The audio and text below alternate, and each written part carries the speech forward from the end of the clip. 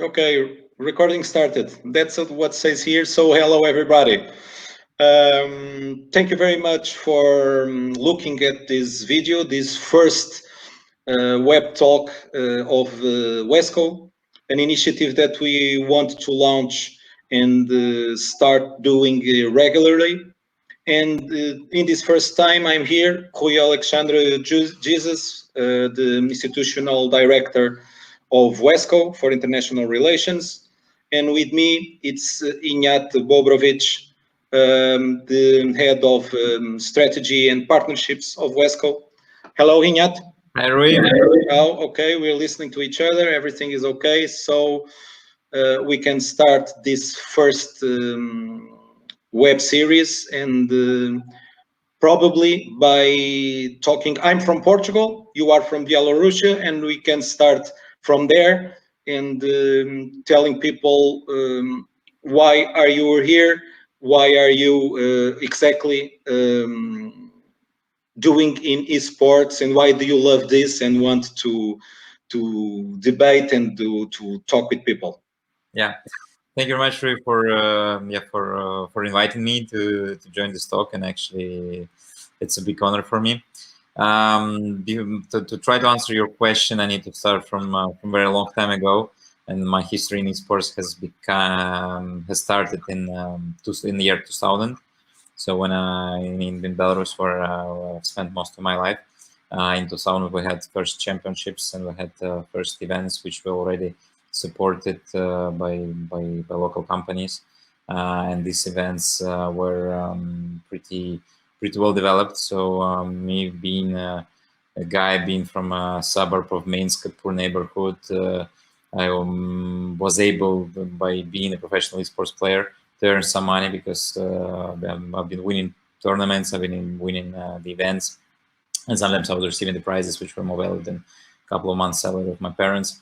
And what is also was important for me, that just by being good in esports, I was pretty often on TV, and I was constantly in the newspapers because the championship was developing, and there were pretty a lot of people who were following this. So this love for esports has been formed in these days, and nowadays I see the opportunities which esports opens, and I also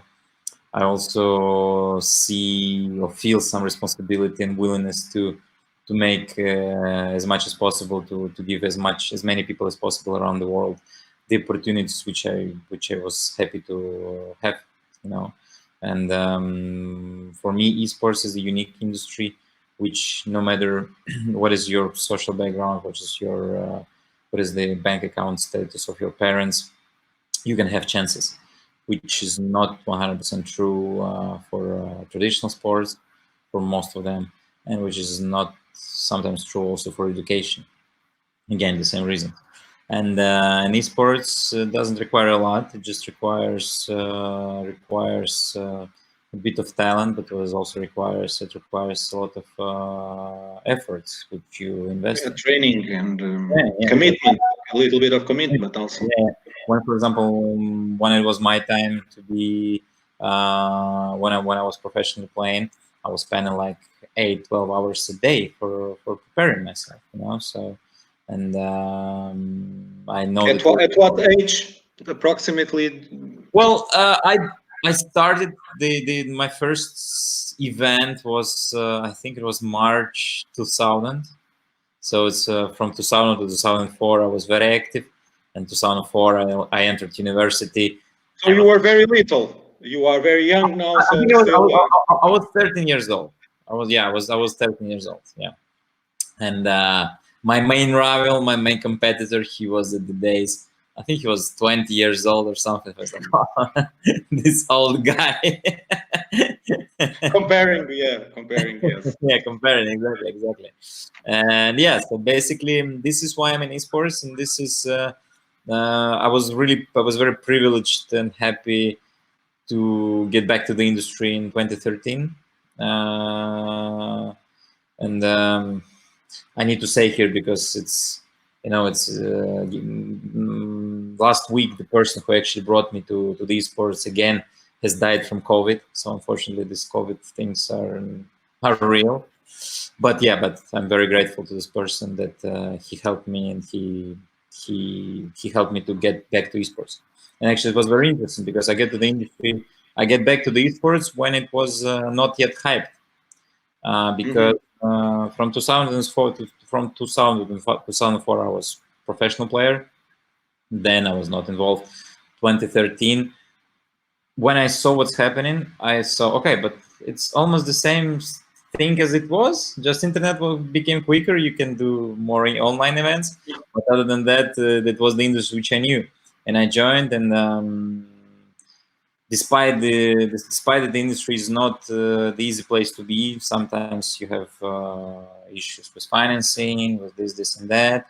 But I love the industry, and the industry helped me that much in my childhood that I feel the responsibility to do something good for the industry, but more important, to do something good for younger generations who can benefit from the industry. Okay. In that regard, so it fits on your role in WESCO, the appearance of WESCO, the invitation you received on WESCO, Yeah. and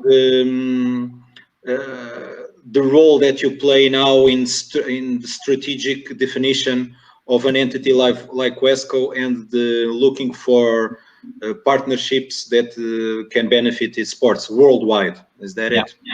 Exactly. So I saw I saw the development of the industry from very grassroots, right? When it was 2000. Then I saw 2013, 2015 when it started to kick off, but there were not that much money there yet, right? And it's about 2016 when big investments, big hype groups started to come, and everyone started to speak about in esports, as you know, is a hyped and venture type of industry.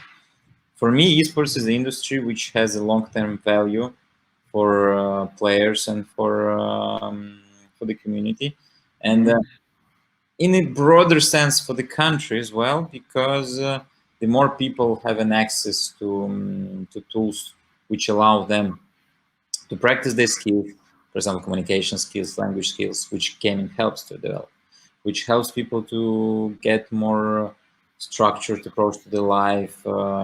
They get to competitions, they get chance to expose themselves. This is very important. And as a strategy of VESCO, I see that VESCO exactly can and should help different countries to find the right approach to the industry. And the goal of this approach, the goal of this cooperation, the goal of this path, actually, for me, to unlock the opportunities for as much people as possible.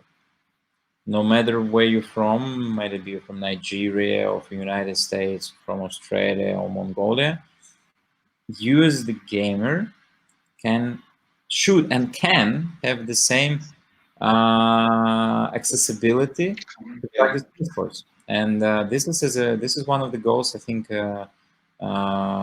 which VESCO has, and which I strongly support, is exactly doing this: building the bridges, uniting countries and organizations, creating this ecosystem, cross-border ecosystem, which is working and which is allowing people to get connected through esports.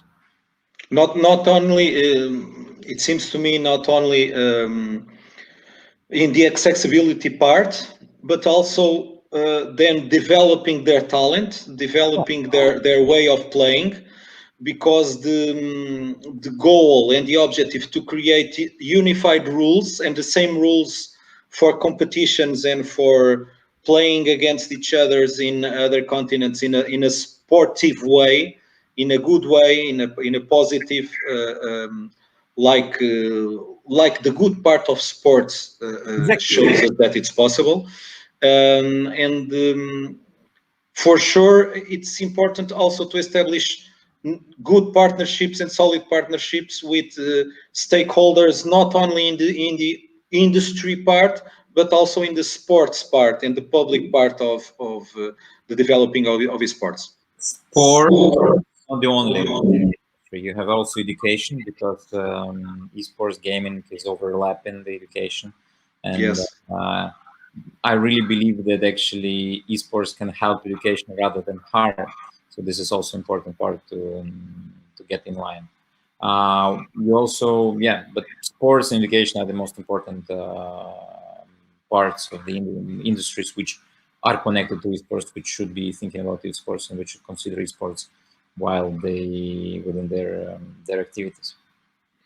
In that context, I know, and we will going to present it now, a new initiative of WESCO that precisely can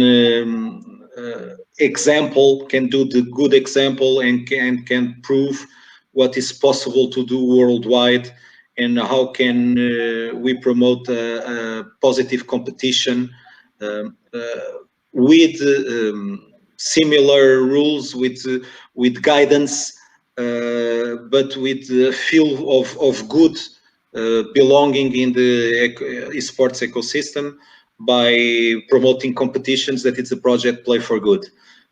Can you talk a little bit about that, please? Yeah, I'm very happy. Yeah, this is the initiative which actually came during the COVID outbreak, because what we see, dependent from the country, but most of the countries have a lockdown, total or partial, which makes people being at homes, spending a lot of time at homes, and yeah, I mean, people, I would like them to read more and to, I don't know, to do something good more, but the reality is that it's not right. They're Oh, going. they can do it also. They can do it also. They I'm very don't happy. need to do one thing or the other. They can Yeah, do both. but from that, but what we know and what we see from the researchers and studies which are done, people are bored, people get angry, people get some aggression. In some countries, you see the increased sales of alcohol, for example, during this period. And I'm not saying it's bad. I'm just saying that I feel that esports can provide more opportunities and more chances to people.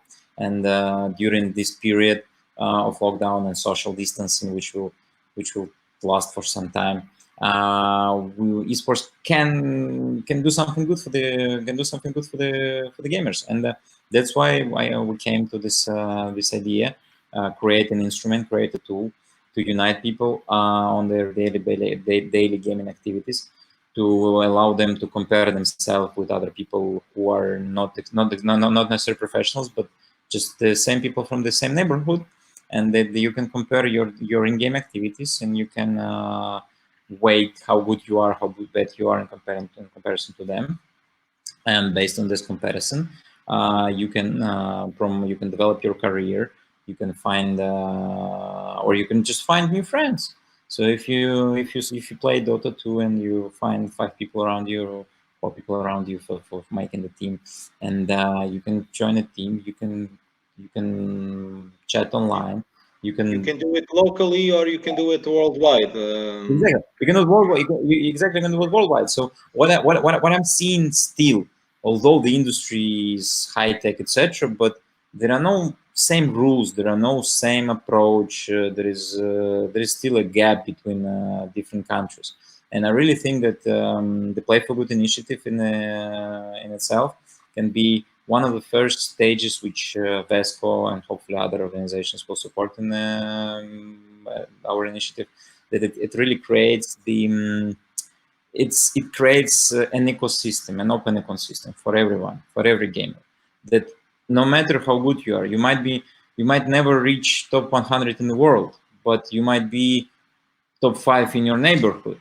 And we want to help you to celebrate this. We want you to feel the sensation of being great within your community.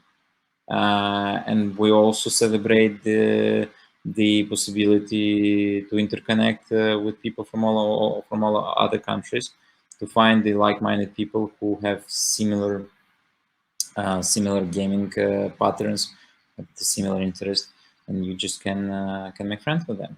And But for exactly. what I for what I understand, not only necessarily for a leisure purpose. You can even promote your career and promote your ranking and your track record in some esports modalities and game that you choose, and that you can show to for a professional future, for example, how good you are, how is your performance. Exactly. No matter is it are you doing only for leisure purposes or you have aspiration to become the pro player. I really believe that the ecosystem which Play for Good is creating, this unlocks this opportunity. So if you just want to have fun and just to feel some appreciation by being strong person, strong gamer, strong performer in your local community, that's great. However, if you feel inspired but you don't have friends on top of the industry, you don't know where to go, but you're really great in gaming, that's fine. Just show it. Show it by your Exactly. activities, and Show it to the world. exactly expose how good you are. And this esports knows some several examples, like Sumail, for example, from Pakistan, right?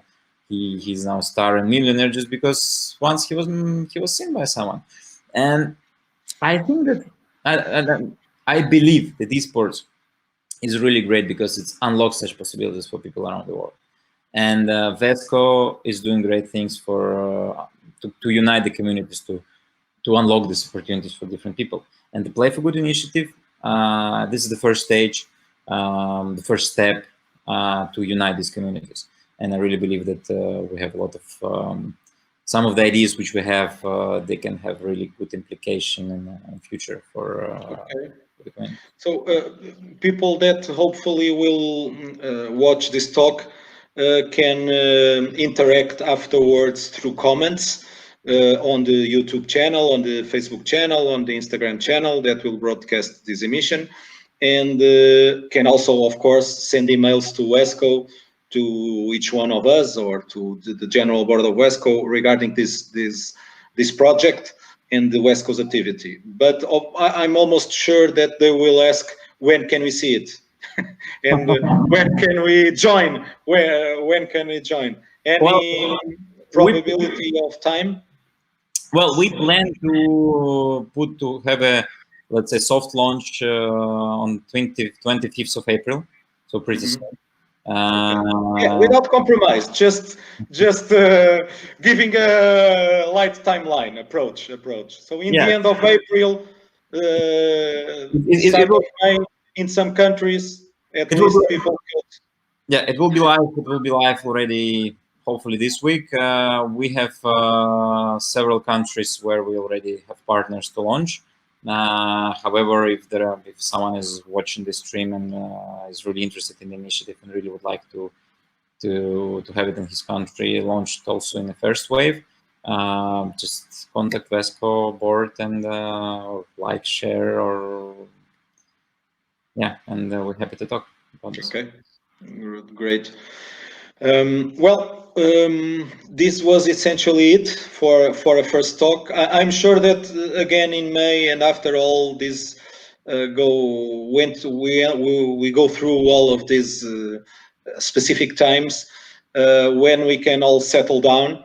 We can work even more with more stability, and to connect more people also in a different way. And for sure we'll be here, and we'll be talking in another web talk about the experience of Play for Good, and also about the efforts that WESCO is making worldwide to unite the esports and to bring countries together and to work to the same purpose, objectives, and goals.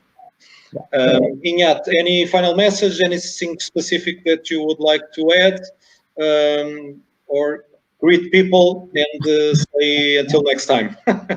Well, yeah, I mean, I would just like to say that esports is great. It's great, opens great opportunities, and I think that people from all over the world, especially for poor countries, should believe in themselves and should benefit from the opportunities which esports unlocks.